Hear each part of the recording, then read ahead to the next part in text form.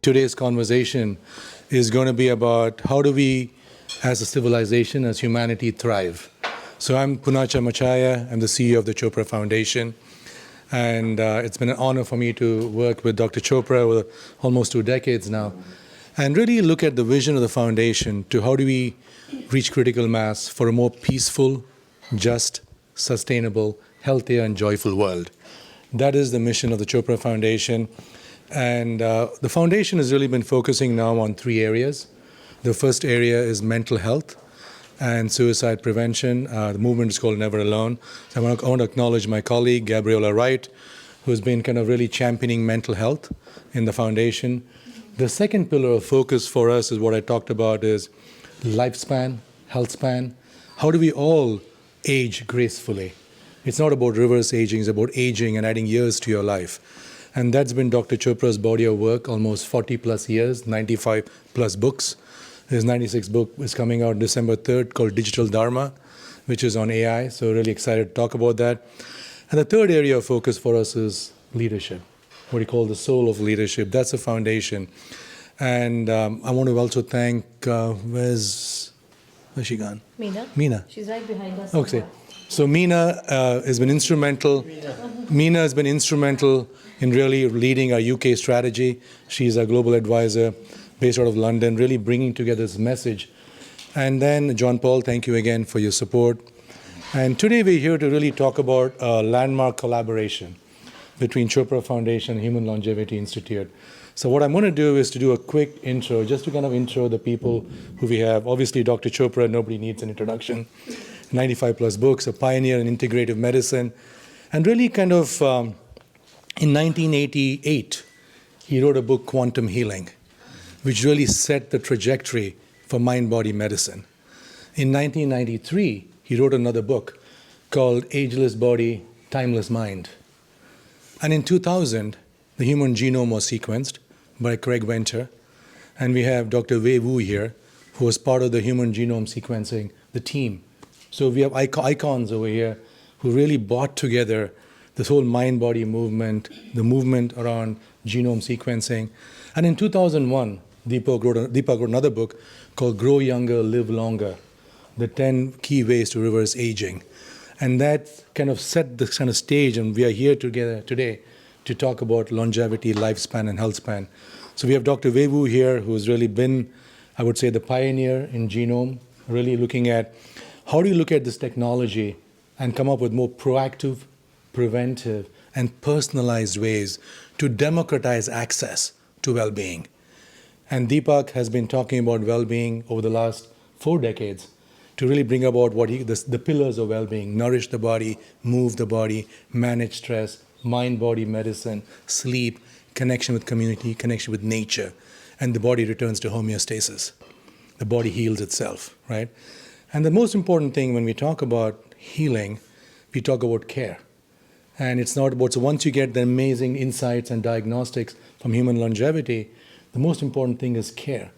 And Dr. David Karow has been the forefront of really, he is an amazing radiologist, genomics, radiogenomics, but he's been, I would say, a pioneer when it comes to imaging and using imaging for looking at cancer, prostate. His research at UC San Diego and most published guys in the longevity space. It's also a big show-off.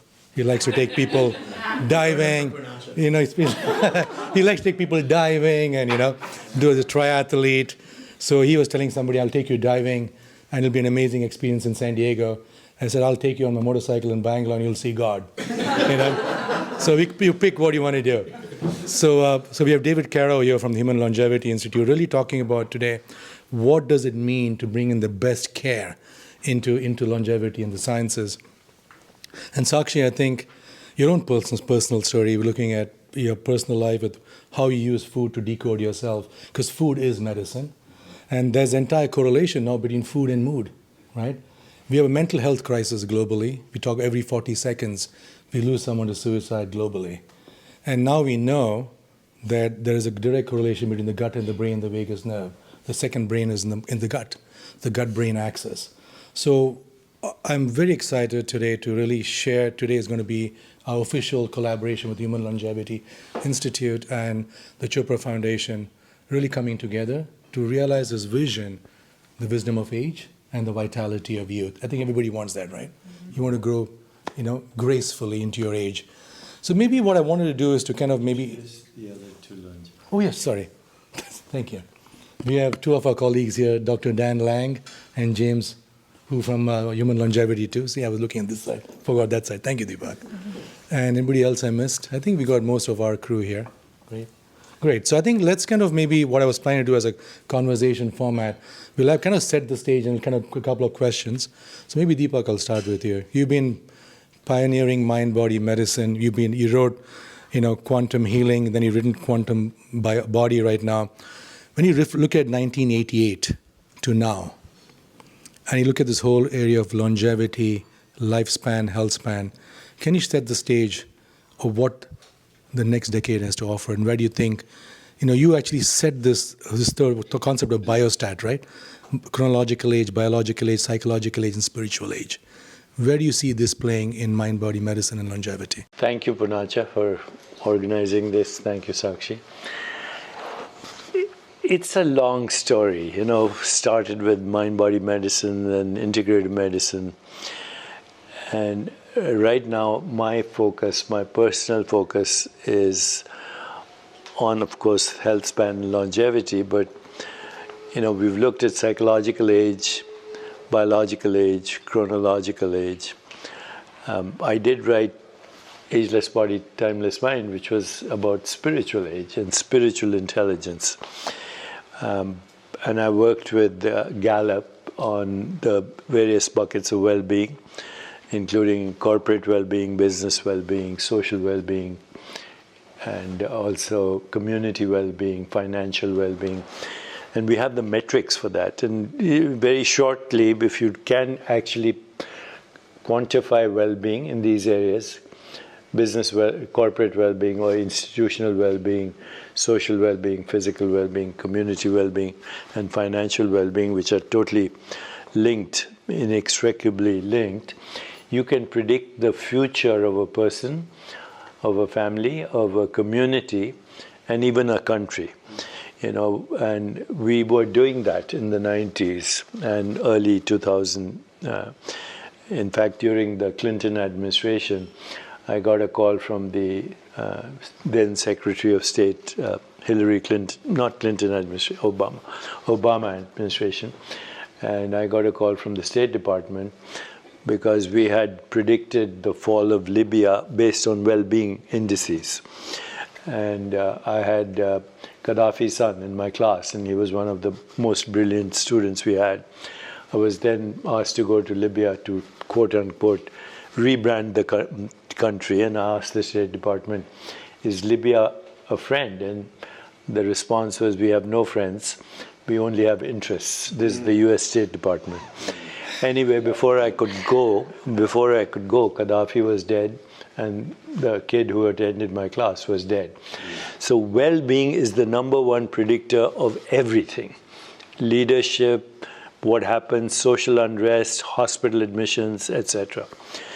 Today, I'm more interested in creating a well-being index, which we're doing, which starts from survival and moves to safety, to adaptation, to thriving, to flourishing, to flow, and then to enlightenment, awakening. So these are the 7 stages of development. And the ultimate answer has to be understanding your body as a field of consciousness. We still think of the body as a material object, But the way we know our body is through awareness, through the five senses, and through sensations, images, feelings, and thoughts. And so the body is a biosensor. Of course, we can extend our biosensing, but we can also learn to listen to our bodies through scanning it, through awareness, through interoceptive awareness, through breathing techniques, through yoga asanas, which actually emphasize the body as a seat of awareness. And then ultimately actually going very deeply into amplifying through technology, through what you guys do, through genomics, neuroplasticity, what we call interoceptive intelligence, which means you should be able to sense anything that's happening in your body and regulate it also.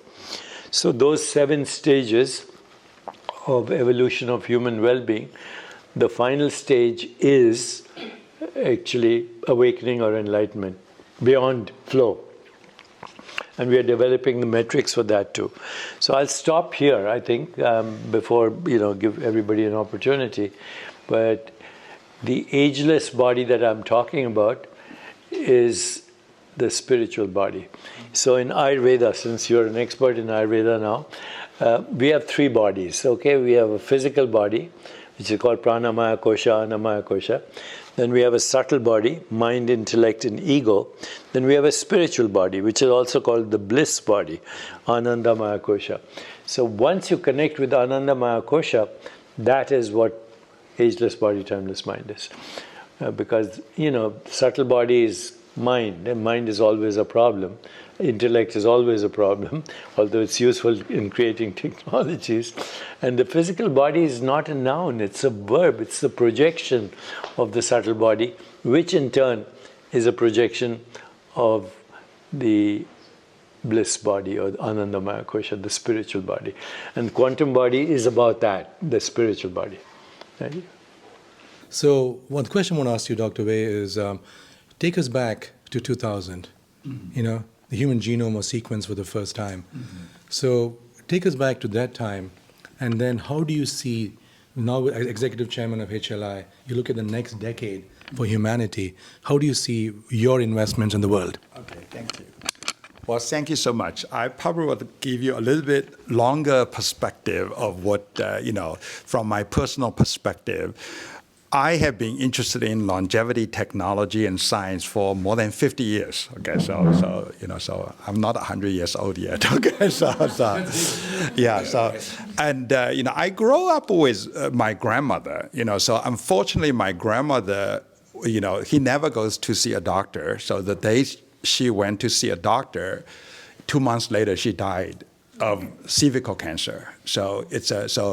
And she was pretty young, 60, a little bit over 60. So I still till today, I think my grandmother is probably the most loving person in my memory. If somebody's gonna, block a bullet, I can think of my grandmother will do it without hesitation for me. Okay, But my whole life, I think I have been spending my entire life in life sciences. This industry is probably retrospectively has a lot to do with my grandmother. So I went to college, studied biochemistry with a very famous professor in China who, by the way, lived to 110 years old. And he wrote the first textbook of biochemistry in China. And he actually was imprisoned in the Cultural Revolution for 4 years.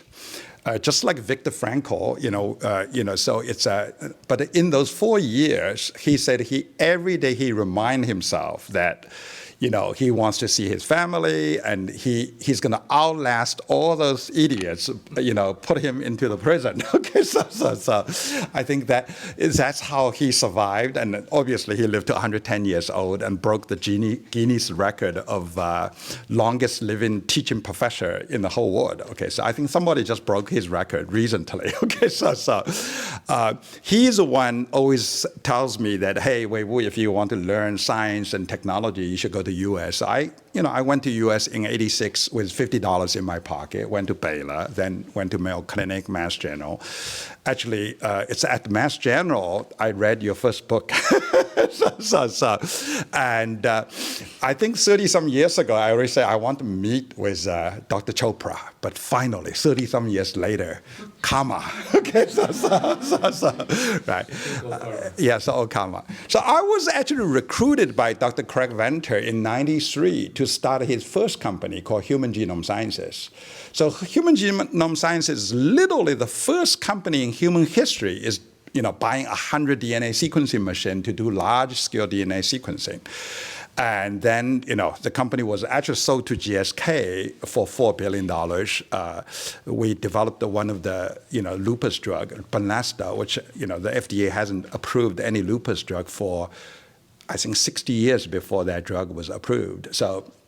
But Craig went on to start a company called Celera, which he compete against the U.S. government to decode the genome.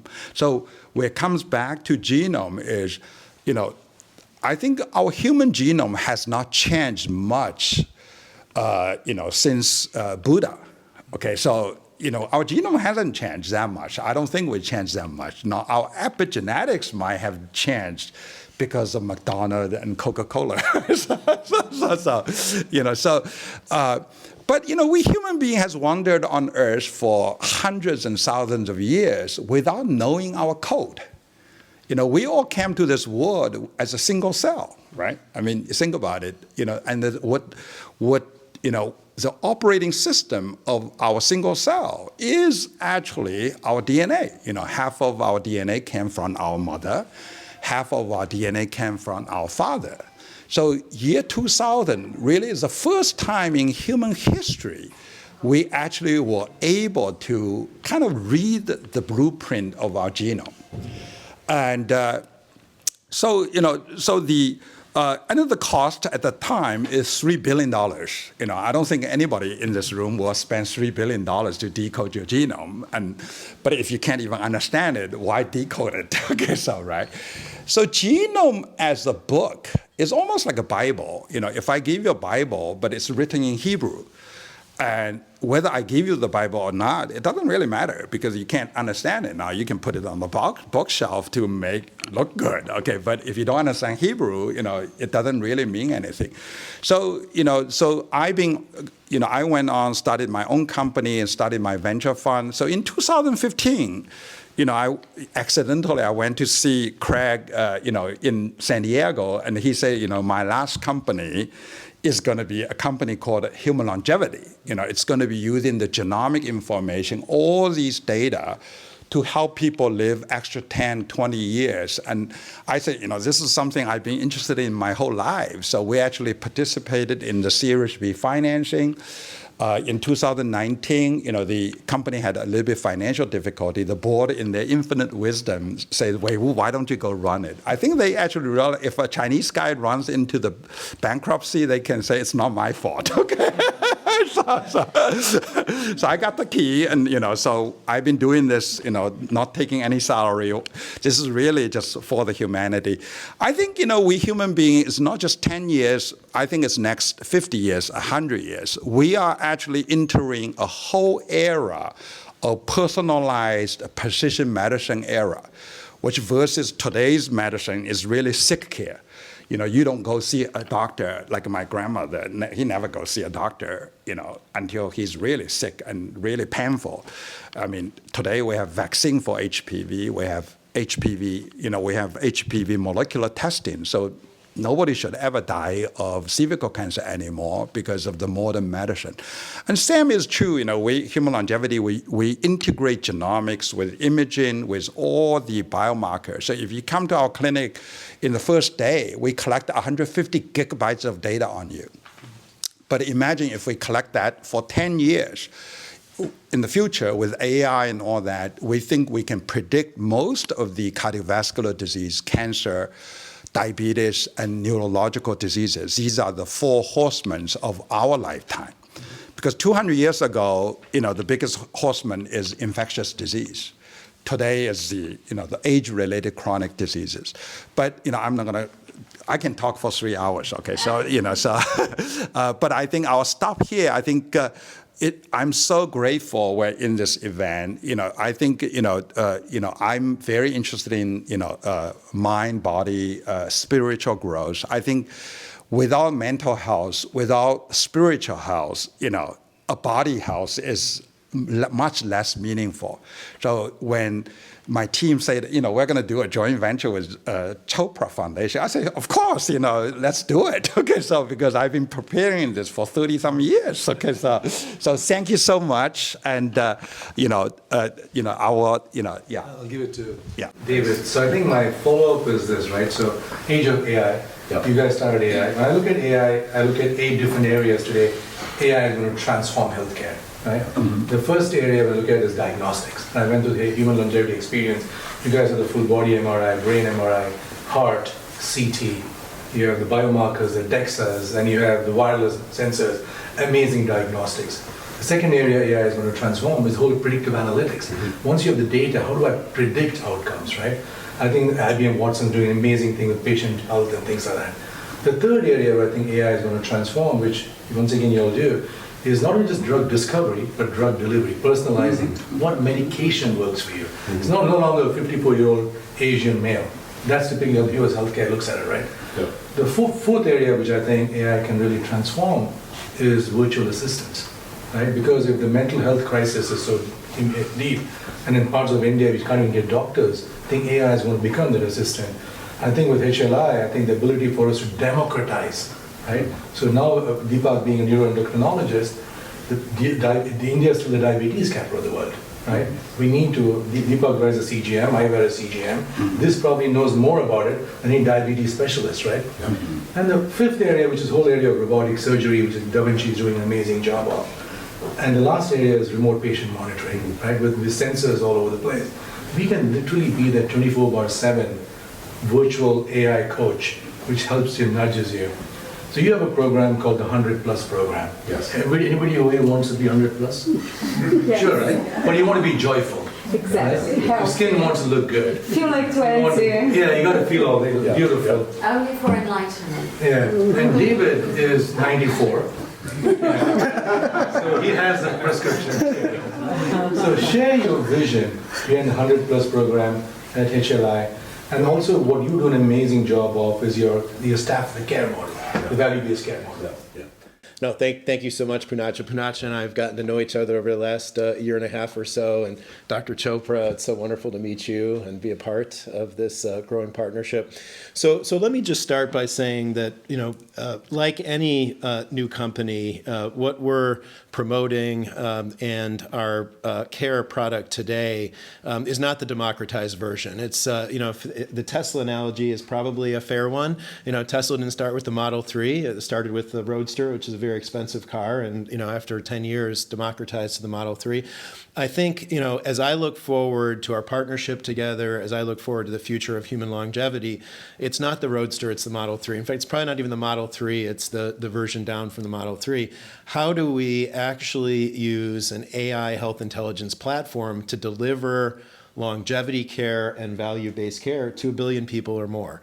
And investors always ask us, what's your total addressable market? And we always say 8 billion people, right? Because who doesn't want longevity, right? So for us, longevity care at scale. And the only way to scale longevity care is really through a health intelligence platform, AI-driven. But it really is value-based care. And value-based care is, how do we improve outcomes? How do we improve health span? How do we improve lifespan while controlling costs? And we have to do that, right? At least in the US, we spend 17% of our GDP, almost 20% on healthcare, which is almost $4 trillion US dollars. And actually in the US, the life expectancy has been declining over the last 5 years. That preceded COVID. So we know that at least what we're doing in the US is not working. And really we have to think about how we recreate the backbone of our healthcare system from one that's sick care based to one that's precision prevention based, one that's value-based care. And so really that's what we're all about. And you talk about AI, there's really, there's two components of a health intelligence platform. One is the data, right, that drives it, and the other is the AI analytics that drive it. So for us, really, when we think about longevity care, ideally what we're doing with longevity care is we're treating risk, not disease, right? So take Alzheimer's as a great example. A lot of folks come into our clinic and, they say, listen, doc, and I meet with a lot of our clients, I want to know everything about me, but I don't want to know about Alzheimer's. I don't want to know about Parkinson's disease because there's nothing that we can do about it if I find out I have an elevated risk. And actually, nothing could be further from the truth. We know that about 50% of the risk for all neurodegenerative disease is modifiable in your control if and only if you know about that risk long before disease onset. And that's really the key to what we do. What we want to do is provide you a risk roadmap for all chronic age-related disease. Not relative risk or population level risk. You don't care about the population level risk, you care about your risk, your individual risk. The only way to do that is to accumulate lots of data, look at it over time, and ideally we're able to give you a readout, a 10, 15, 20-year readout on all the major chronic age-related diseases pre-symptomatically, right? So if you do have an elevated risk for Alzheimer's disease, how do we work with you? What are your 1, 2, and 3 most important modifiable risk factors so we can get those down over time so that maybe you never get the disease in the first place, or if you do develop mild cognitive impairment or Alzheimer's, there's a much slower trajectory. So really, to kind of get to the root of your question, it's really how do we take what is right now generally an offering for high net worth individuals and using AI, using a health intelligence platform, using our doctors, how do we transform that into something that's democratizable? Thank you. I think talking about democratizing, right? So the easiest thing we can do is change our food, right? 23,000 human genes, 2 million microbial genes. Your gut and the brain are connected. And so Sakshi, can you share your vision, personal story, and why you come from a finance SoftBank background. The last thing you should be doing is food, right? It's definitely the hardest thing. You can do many other businesses. What led you to do this? And then you also are now releasing an app which is an AI. What is your vision for Foodhak? And also touch on maybe longevity, because I saw you have a longevity product. Yeah, so I think life for me today has genuinely come full circle. So I've told my story a few times where, I was at SoftBank, I was covering life sciences, investing in life sciences companies, but that's about it. I don't really go much deeper than that. Mm-hmm. Actually, HLI, I am super familiar with their work because I was looking at whole genome sequencing to try and do early cancer detecting. So even pre-phase 1, because the chances of survival are so much higher, higher than 90%. Mm-hmm. How do you get that, right? Through a blood test. How do you segregate signal from noise? Do you do, high throughput sequencing, which is very expensive? I mean, yes, the cost is coming down. Do you do SNPs? Right. So that was my whole world, but I never talk about it. Mm. And today, you guys are in my home with the most well-renowned Dr. Deepak Chopra. This is I'm like a fangirl. I'm like a kid in a candy store, by the way. So I just wanted to put it out there. For those of you who don't know Human Longevity Institute, they're based in San Diego, and they're the pioneers in... So you have these massive printer-looking machines, from this amazing company called Illumina, and they take your blood sample and they put it through and they sequence. So they look at your A, T, C, G repeatedly to try and see where you have breaks in your DNA, and they link those breaks with diseases, right? And then you can also link it to medication and treatment. And, in this life, there is no one size fit all. It's not true for food, it's not true for exercise, and it's not true for your DNA and your medications. So for those unlucky people with orphan diseases or rare cancers, you can actually provide a very personalized treatment, and you can cure them, and you can monitor cancer. No longer do you have to cut open someone's lung, because, the problem with people who have lung cancer, unfortunately, is that it can actually kill you just to get that lung sample to sequence. You don't need to do that anymore. You can take a blood sample and you can sequence this person's, blood, the genome in real time. You can monitor the disease. And I can go on and on. I'm a science geek, but that was my life. So I've studied biotech, started off at Pfizer, and realized drugs are just made up of a lot of crap, actually, and they have off-target side effects, and it's not the answer. investing in life sciences, looking at all of this amazing stuff, I was finding the same thing, that by the time you get a disease, it's too late. And if you look at longevity, there's actually 7 different, technically, not holistically, but technically, there are 7 different technologies in which you can attack longevity. You can try and sort of hack your age.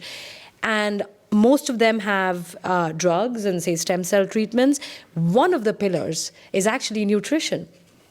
It's to do with caloric restriction. So things that are in our hands on a day-to-day basis, right? Another pillar was actually inflammation, understanding what causes inflammation. And it's very hard to decode because, very large companies, large taxpayers, maybe I shouldn't be saying all this on camera, but it's the truth. They do end up funding some of this research. The data ends up getting biased. So we all, as consumers, end up getting confused. I mean, if Google is confused, you try and type something in Google, I suffer from this, what should I eat? Good luck to you, right? So if Google is confused, can you imagine dietitians, nutritionists, consumers, all of us are confused, right? So, and then during this sort of professional journey, unfortunately, I ended up developing a very rare liver breakdown, which could have caused a stillbirth right towards the end of my pregnancy. So it was very stressful. And my doctors said there are no links with lifestyle, but I didn't really take that for an answer. I just looked at the clinical research, tried to decode all of it and change my food and managed to reverse it. And so from there, sort of started this little passion project, which I was working on the side of my full-time job. And did a couple of soft launches and realized that actually there are many other people who are suffering from nutrition-related issues and they need help. And it was a bigger problem than I thought. I thought it was a niche problem. And so finally decided to leave and launch Foodhak, which is a play on food as medicine. We create food products that you've tried today. All of them are, clean. They're also built using a bit of technology. I think, in my opinion, these are healthier than your homemade meals because at home we don't measure the timing in which we cook vegetables, the choice of vegetables, the amount of oil. We just toss in stuff and we create something which is fairly healthy, to be honest. But here, we take it to the next level where, we use technology to tweak the recipes in such a way that we also make them add value to your health. So truly serving food as medicine. And we have an AI component for those who can't afford these foods and have the time to cook and are curious.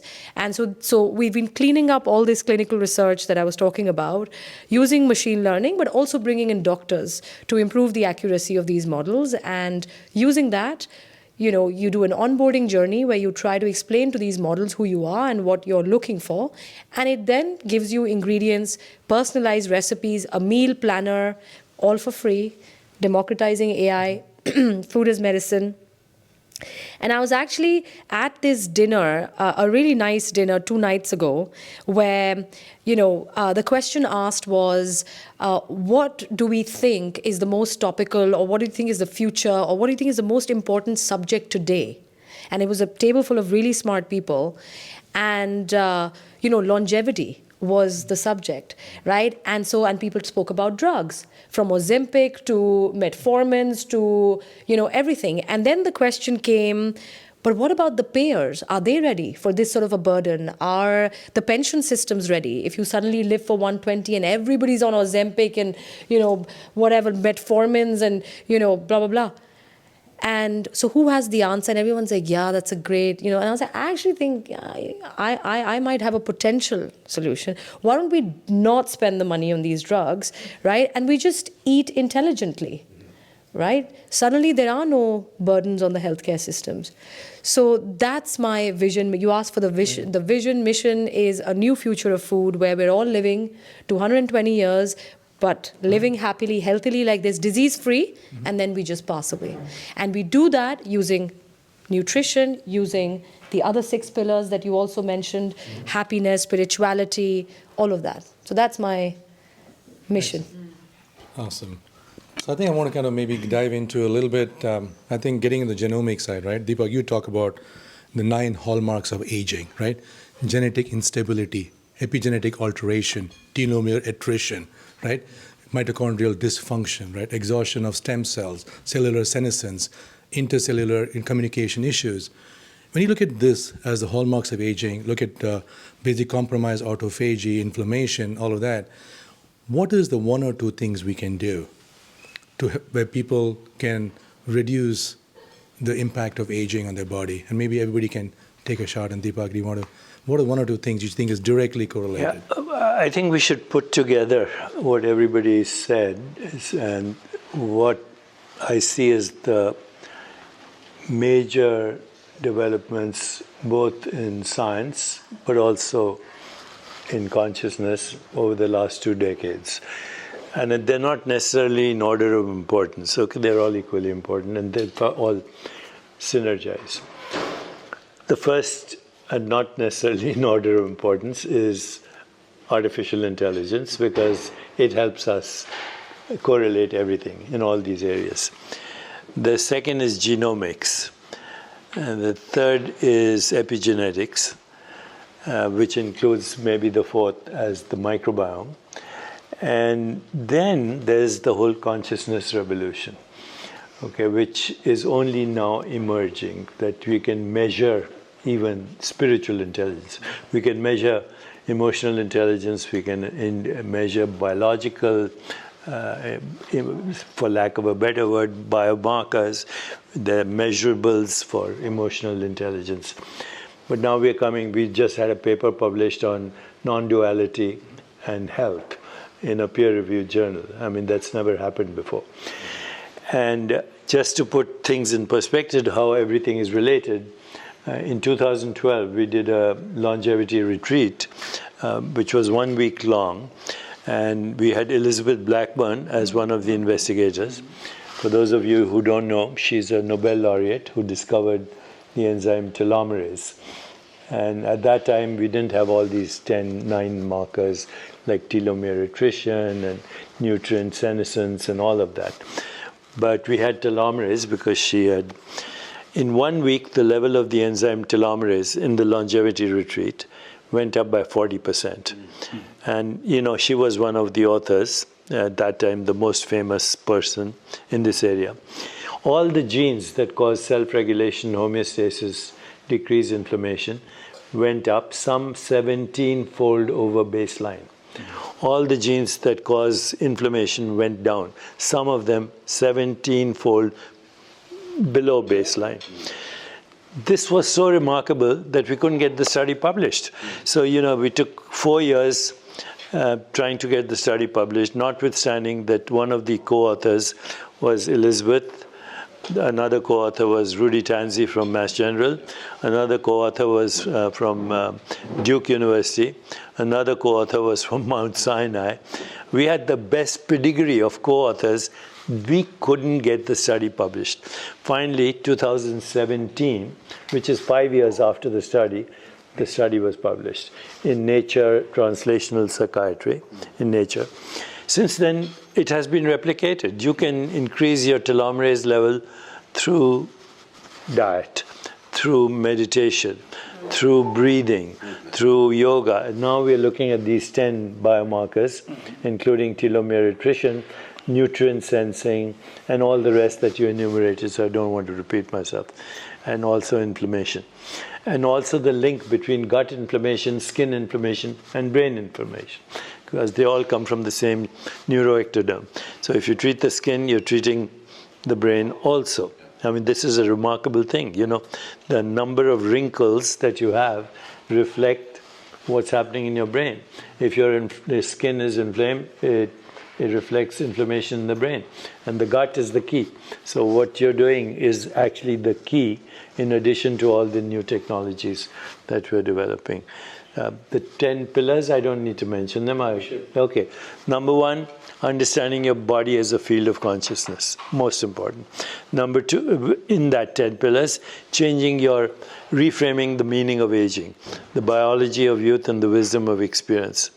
And number 3, this is very new for most people, but it's very yogic. How do we metabolize the experience of time? Yes, sir, because, in Rig Veda, there's a phrase, time is the consumer and we are its food. Okay, so we not only consume food, we consume time. In our culture, everyone is running out of time. And if your internal dialogue is, I'm running out of time, you'll have jittery platelets, you'll have high blood pressure, low heart rate variability, inflammation. And if you're running out of time, you will literally drop dead and run out of time. How do you slow the experience of time? That's something we'll do in the retreat. How do we get, that was the whole point of Ageless Body, Timeless Mind, okay? But nobody got it. Even it was a bestseller because of Oprah, otherwise nobody would have known about the book. And even now they don't, notwithstanding that at that time it hit the bestseller list. So that's the first thing, the consciousness element. The second is deep rest, both through sleep and meditation. The third is mind-body coordination, vagal activation. The fourth is emotional resilience and relationships. The fifth is biological rhythms, because biological rhythms, people understand circadian rhythms, but we, according to Ayurveda, we have circadian rhythms, seasonal rhythms, lunar rhythms, gravitational rhythms. They're all linked to each other, and they're all actually the best way to slow down aging is your body's rhythms are in harmony with cosmic rhythms. That's the state of least entropy, because our body mirrors the cycles of the planet and of the solar system. And there's a huge body of literature on biological clocks. Chronobiology. Huh? Chronobiology. Chronobiology. So that's the other element. And then there are things like, the experience of love or compassion or empathy or joy, social emotional intelligence, that actually have a very significant effect on our body. Youthful aesthetics, because if you take care of your skin, you actually take care of everything else. And also resilience, everyday resilience in matters of things go wrong. You don't get flustered or flattered, flustered or frustrated. So those are the most important things.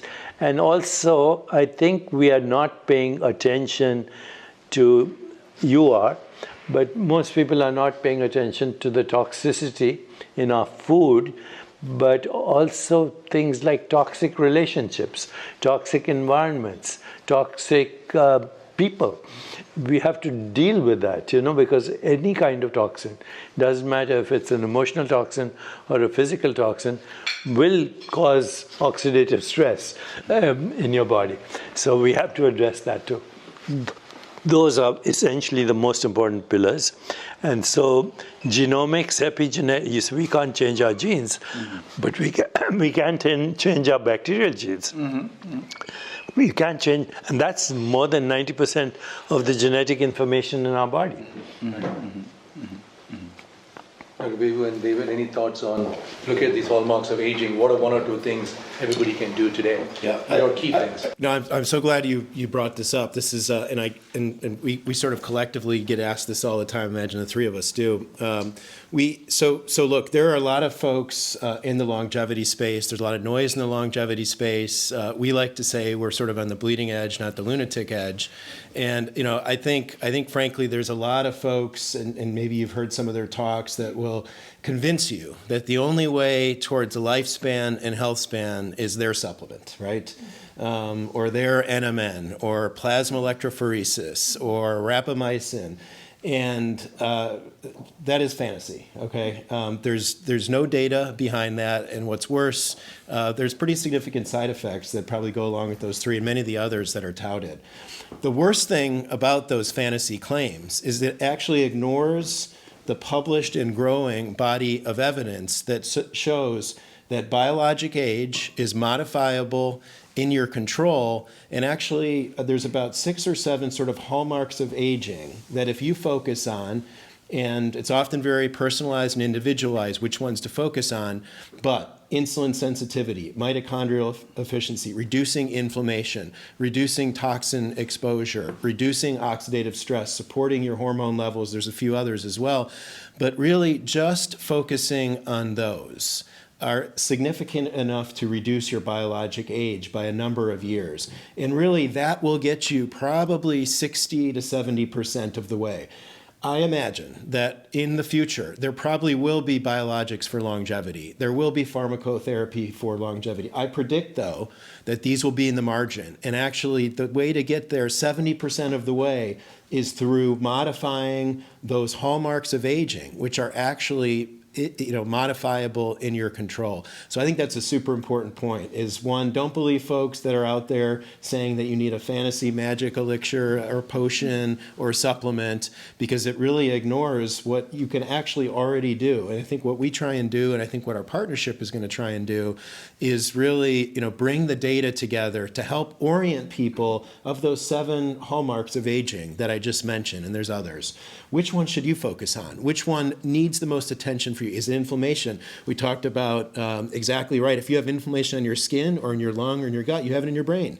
Inflammation is a systemic process. So if somebody with a lot of inflammation, it doesn't matter how much you want to exercise or how much you're told you need to exercise. If you have inflammation in the morning, if you have nausea and you can't get out of bed, you're not going to be exercising.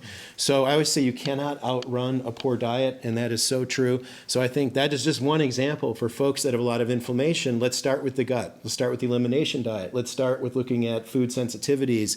Let's understand what's going on at the gut level for inflammation. That's just one example. So I think for us, it's all about, how do we use all of the data to drive decision support, to look at those hallmarks of aging, to actually develop care pathways, individualized care pathways to reduce biologic age for our clients. Yeah, I will probably just add that what we feel so excited about, this particular technology scientific era, is we finally have a precision personalized tool, or some of the precision tools. I remember reading some of the Buddhist texts. Apparently Buddha has like hundreds of different ways to talk to people. Different people respond to his teaching very differently. So he figured out, thousands of years ago, how to just have individualized way of personalized way to communicate with farmers, with rich people, poor people, sick people, healthy people. I think the biggest revolution of decoding the genome, and with all these modern technology, whether it's methylation testing or single cell technology, much more sensitive whole body MRI, is we finally have the tool to kind of tell the difference. Because some people, for my grandmother, her longevity medicine is HPV vaccine. If she took the vaccine, she probably would live to 80, 90 years old, right? So, instead, she died at 63, right? So everyone is different. We have, in our cohort, where people has Brugada syndrome. It's, where people has very high risk factor for, the familial high cholesterol level. There's a gene called PCSK9, right? So if you have that gene, your cholesterol level is just genetically high. And, we have one client, the father died in the 50s, the grandfather died in the 50s, all because of high bad cholesterol. But now we know the DNA, you sequence the DNA, that person has a PCSK9 mutation. So you put him on the Novartis, siRNA drug, once every 6 months. He probably will live to 90 years old. So this is really, but that drug probably is useless for some other people. Okay, so that's the whole idea. I think, we need to think about longevity as a very, very holistic approach. So all these innovation, is really helping us to, a lot of the detection technology is actually helping us to democratize the idea and wisdom. Buddha, taught people how to meditate thousands of years ago. But only today we use fMRI, we can see the difference, right? If you can't tell the difference, you just have to believe in faith, right? Which is sometimes harder. But if you can say, after 20 days of meditation, you look at your fMRI data, it's different. Your left brain is different from before. I think all these technologies converging with a lot of the ancient wisdom. A lot of the wisdom was already there. We just never knew how to understand it. So I think the next 20, 30, 40, 50 years is you're going to see a lot of the growth in that area. I think AI is going to help us to do it because, you come to our clinic, we collect 150 gigabytes of data on you. imagine you come to our clinic for 10 years, you will have almost 1 or 2 terabytes of data. Traditional doctor is never going to analyze this data. It's just impossible, right? So, but if you have AI, you can really look into the insight, and then we will have the longitudinal data to predict, hey, if you have this makeup of, changes, I always use the analogy, the Titanic, the iceberg, because, Titanic left London trying to get to New York. But what kills Titanic is the iceberg. And I think the low-hanging fruit in our, lifetime is, delaying these age-related chronic diseases, right? 200 years ago, it's infectious disease, it's smallpox, it's polio, it's the, pneumonia. But we, luckily we have vaccine, we have antibiotics now, so we don't die 35 years old or 5 years old. But today, what kills us is age-related chronic diseases, modern food industry, modern everything, rushing, deadlines, we work like, never before, right? So I think, if we can delay age-related chronic diseases by 20 years, we probably gain extra 20 years to do meditation, spiritual growth, and all that good stuff. So we always have to think about short-term and long-term, because I think in the longevity field, we human beings, as long as we're staying on Earth, we're probably going to talk about longevity forever. Okay? So I think that's how gunpowder was invented in China. They were trying to mix things to make the Ozempic of the day. Okay, so they made it gunpowder. But I think I think the knowledge we human being has on our own body is still very limited. But I think in the next 10, 20, 30 years, our generation just happened to be in a generation. The knowledge is expanding dramatically. And I think because of the social media and everything, the knowledge is also disseminating much faster than ever before, right? So I think that's we're the lucky generation. So if everybody in this room, through our clinic can gain extra 20 years, you might actually end up gaining another 30 years because the technology is evolving so fast, right? So stem cell is coming, all kinds of regenerative medicine technology is coming. But I would emphasize, it's precision and personalized. Somebody can smoke until they're 102 years old, like George Burns, so, right? So, but some people smoke, they die of lung cancer in their 30s and 40s. So every one of us is an individual machine. And I think that's really what we are doing is so exciting. But it has to be, we actually have decided to stick with, the evidence-based science instead of just selling hype. Because people have been selling longevity hype for probably the last 2,000 years. Why do we need to be another one of selling longevity hype? So we're going to dedicate to the science and data. And but meanwhile, stay open-minded. Because a lot of the old practice, you may not have data, but the data shows you that it works. Turmeric hasn't Right? killed anyone. Yeah. So I think, Deepak, you talk about this. No, I should have mentioned there are 2 things which they probably know much more about that I didn't include. One is messenger RNA technologies, because that became very clear that you can have vaccine for almost any disease. So messenger RNA and then gene editing, CRISPR. And so with all of that put together, it's a complete package.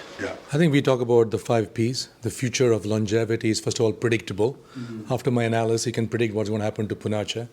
The second thing, once you can predict it, you got to personalize it. You need to have a process, a platform. The last one, participation. You need the person to participate in the longevity journey. So Sakshi, coming back to you, is that when you look at all this is great, you'll say, but how do you make it affordable? And your goal is to, through AI, make nutrition and meals accessible by all. Can you share your insights? Yeah. So I mean, my idea always was to surround you with a better for you food choice. Otherwise, you don't see the lifestyle adherence.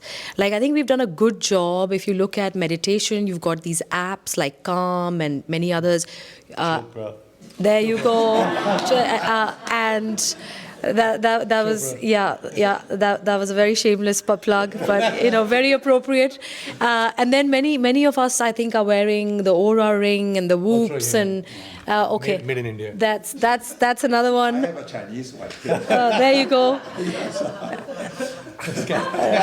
There we are. So I think we've done a pretty good job with those of us who are too busy and we can't listen to our bodies. We've got these markers telling us stop, rest. This is how you meditate. So I think we've done a good job with sleep, with meditation, with understanding exercises. We're not trainers are expensive, but we're getting there with these apps. I think nutrition is something that hasn't really been cracked, personalized nutrition, without doing expensive tests. And obviously, cost of sequencing is coming down. As technology advances, I feel like all of us, even those who are non-scientists, but intelligent consumers, are wanting validation. Give me the proof that X equals Y, right? This is where I think your work comes in. And the more the two institutions here publish about this stuff, like what you just said about telomeres. It's so actionable. If anyone were to hear that, they would go home and they would start practicing, meditation or all of that, right, to try and elongate their telomeres. So we need this data and validation. So there's a clear role for that moving forward as consumers get intelligent. So what we have done on the nutrition side is, just try to clean everything that you guys publish, right? We want to make sure that stuff is properly absorbed by our engine, not the sort of noisy research where they've done a clinical research on 5 people to show that, milk has cured cancer, right? Like, which we just know is factually incorrect, So we're segregating all that noise out using, a lot of these sort of new age models. We've got some bio models like BioGPT. We've got some, different large language models, to understand the links between ingredients and what amazing clinical research is saying about these ingredients. And then we've brought in human doctors to further improve those models. So these are proprietary to Foodhak, right? And they are the back end that we use to create these food products that you've tried. And now we've also launched a mobile app for free on UK app stores for now, but hopefully we'll expand, where imagine someone sitting, somewhere in Middle England, right? Where, they are suffering from something, but they're not able to understand what nutrition they should have, what recipes they should have, ingredients. They have the time to cook.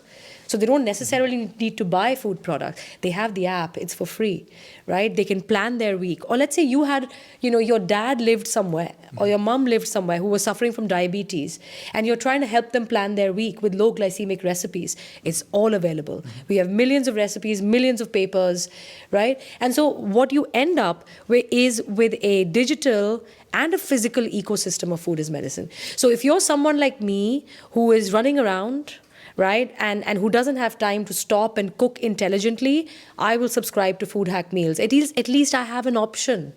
Yesterday, I didn't have the option, right? But if you are someone who's got a more balanced life and who can cook, right, you've got the app to help you plan your kids' meals. Let's not feed them the same 5 things every week. That was my problem, right? Because too busy to think of different foods. It plans out a meal planner. So that's kind of what we're trying to do at Foodhak. Once I know we're out of time, so Deepak has to run to another event. So first of all, thank you very much for hosting us, Sakshi, Deepak, Dr. Wei, Dr. David. And I think stay around. If you want any questions, feel free to interact.